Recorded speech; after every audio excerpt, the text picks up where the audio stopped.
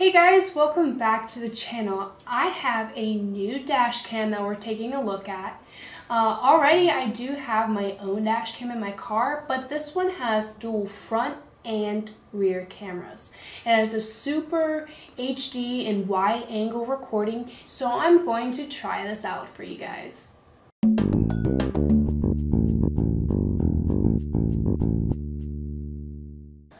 So this is the ZEdge Stealth Dual Lens Car Camera. I'm going to first unbox this, and then later I'm going to install it in my car and show you some video footage. So let's see what's in it. A little bit messy, but that's because I was looking at it earlier. So this is the front camera that you get. It's small, it is definitely stealth, but you do get a nice screen with some very visible controls. One problem that I have with some of these dash cams is it's just a screen and I'm not able to really do anything, so I'm excited to dig into these settings and options and see what I can do. You do get a quick guide in both German, English, and Chinese, how to connect your cables, and your regular user manual. Now, there is a lot in here. You do get 3 different types of cords. Sorry. As you can see, this one is very, very long. This is to connect the front camera to the rear camera. And here is the rear camera. So you see this is adjustable with 3M tape on top for you to attach anywhere. And here are the two together.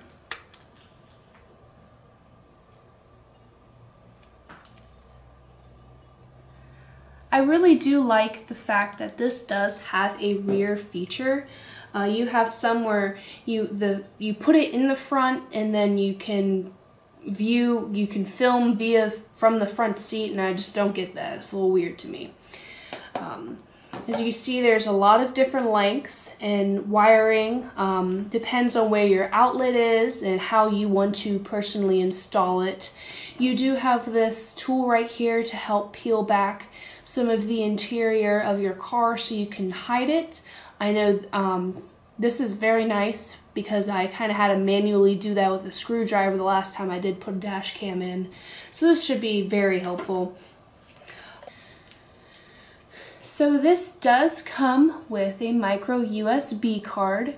I would like to say that a lot of these do not come with this. You have to purchase one separately, and I find that very annoying, especially since I usually tend to get the wrong thing.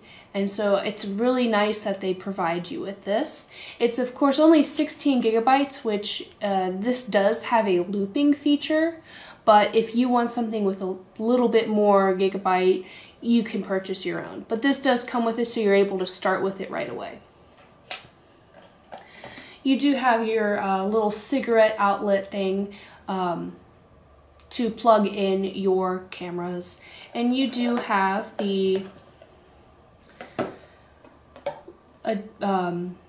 basically the stand for you to put this on your front camera on in the front of your vehicle. It has your 3M tape so you can attach it and everything like that. It also does come with clips to put your wiring up neatly.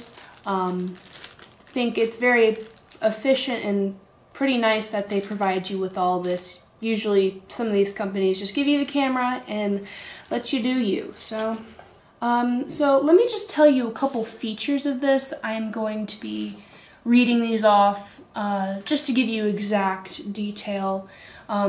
This can simultaneously record in the front and the rear, but you do have to run wires from front and back to the cigarette lighter plug.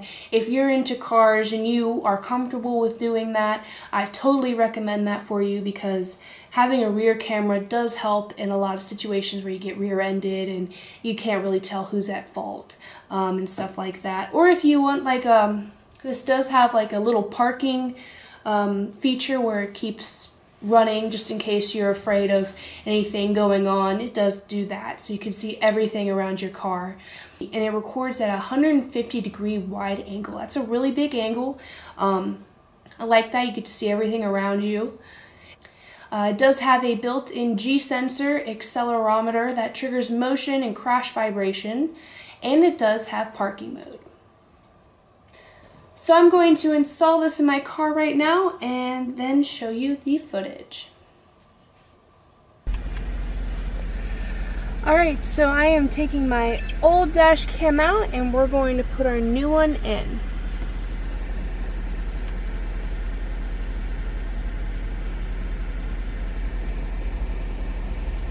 So my old one used a suction cup and this one uses, I'll show you. So this uses a 3M tape, so you stick it up there and don't have to worry about it falling down, or when the heat changes it's, you know.